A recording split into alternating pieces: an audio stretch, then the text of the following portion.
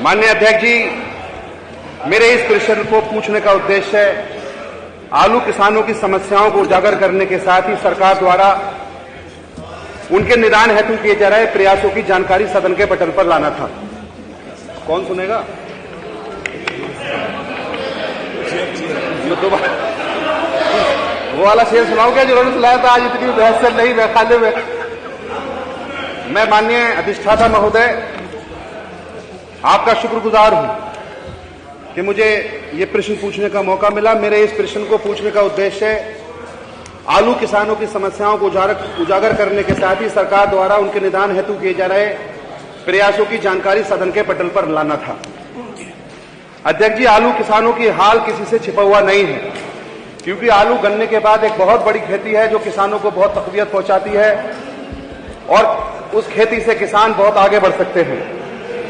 आलू उत्पादन की लागत प्रतिवर्ष बढ़ रही है। अध्यक्ष जी, अधिष्ठाता महोदय, प्रदेश में आलू की पूरी उपज को संरक्षित रखने के लिए पर्याप्त कोल्ड स्टोर उपलब्ध नहीं है और जो उपलब्ध हैं उसमें दिक्कत यह है कि वो सुचारू रूप से नहीं चल पा रहे। किसानों को बड़ी समस्या का सामना करना पड़ता है। कई बार किसानों को कम भावों के चलते लागत से भी हाथ धोना पड़ता है। मेरे प्रश्न के उत्तर से प्रथम दृष्टया ये बात सिद्ध होती है कि प्रदेश सरकार ने अपने स्तर से आलू किसानों को समस्या दूर करने के लिए कोई भी कार्य हितार्थ कोई भी कदम ऐसा नहीं उठाया जिससे वो सदन को अवगत करा सके। मैं इसी लिए उनसे केंद्र सरकार द्वारा जो आगरा में इन्होंने अपने सवाल में जवाब दिया है कि आगरा में प्रस्तावित अंतर्राष्ट्रीय अनुसंधान केंद्र की शाखा खोलने की प्रक्रिया को विचाराधीन बताया है।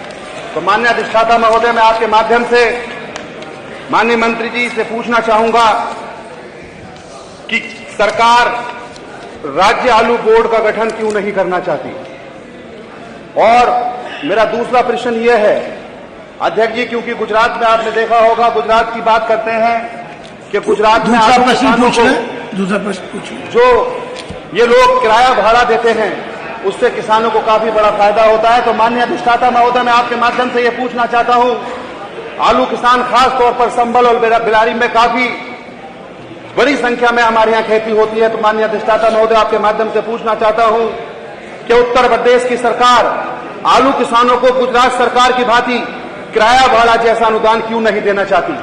और माननीय अधिष्ठाता महोदय, मैं अपना तीसरा अनुपूरक पूछना चाहूंगा माननीय मंत्री जी से कि प्रदेश सरकार अपने स्तर से आलू किसानों को लागत घटाने, उत्पादन बढ़ाने और आलू प्रसंस्करण संबंधी प्रशिक्षण के विशेष प्रबंध कब तक सुनिश्चित करेगी।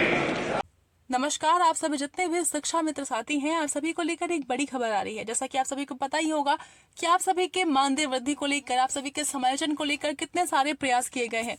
हर तरफ से आप सभी का मुद्दा उठाया जा रहा है। हर कोई आप चाहता है कि आपका समायोजन किया जाए, इसलिए हर तरफ से आप सभी के मुद्दे को उठाने की कोशिश की जा रही है। आप सभी के समायोजन को लेकर सरकार से सवाल भी किए जा रहे हैं। फिलहाल आप इस वीडियो को देखिए। ये वीडियो आप सभी के लिए काफी महत्वपूर्ण होने वाली है।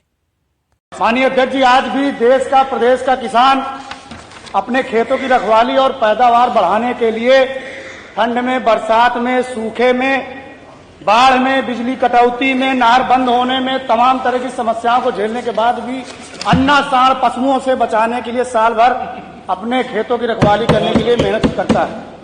मेरा जो उत्तर प्रदेश की सरकार है, किसान खाद के लिए बेचारा परेशान रहता है। एमएसपी की गारंटी के लिए अपने हक और अधिकार तुम्हारे प्रश्न में अन्ना जानवर कहाँ से आ गए? तक लड़ाई लड़ने फिराकर जानवरों पे मेरा मानवर ये निवेदन है जो मैं कहना चाहूँ माननीय मंत्री जी से मेरा निवेदन है कि जो सवाल का जवाब देंगे, कृपया मेरे हाथ जोड़कर पूछो 2017 के बाद दीजिएगा, 2017 के बाद में चाहिए।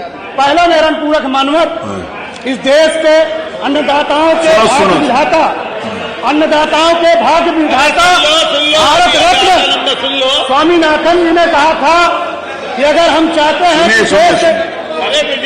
सुन लीजिए, अरे सुनो, मेरे से बात करो, मेरे से बात, आप मुझसे बात करिए, डायरेक्ट नहीं। भारत रत्न आप जो मुझे कहेंगे मैं करने स्वामीनाथन जी ने ये कहा था और उनकी सिफारिश थी कि कृषि पर आधारित जीविकोपार्जन करने वाले किसानों के आर्थिक उत्थान के लिए न्यूनतम समर्थन मूल्य किसानों को मिलना चाहिए। और उन्होंने कहा था कि किसानों के लागत मूल्य में 50% जोड़कर किसानों को एमएसपी देने की बात कही थी और उन्होंने कहा था कि C250 अर्थात जो उनको लागत मूल्य मिले, एमएसपी मिले, उसमें उस परिवार की मजदूरी मिले।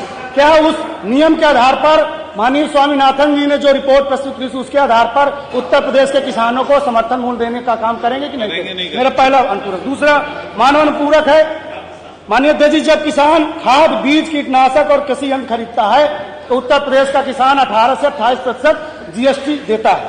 तो मेरा जो दूसरा अनुपूरक है कि क्या जो किसानों का समर्थन मूल्य आप देंगे, उनकी जो फसलों को खरीदेंगे उसमें 18 से 28% GST जो खाद पर, अन्य उपकरणों पर देता है, क्या उसको जोड़कर आप समर्थन मूल्य देने का काम करेंगे कि नहीं करेंगे? और तीसरा मेरा जो अनुपूरक मानवक, 2 अलाउड है, 3 DAP और यूरिया की फिर से किल्लत आने वाली है। मैं निवेदन करूंगा मंत्री जी से कि हर साल समस्या होती है, ऐसी कोई नियम बना लें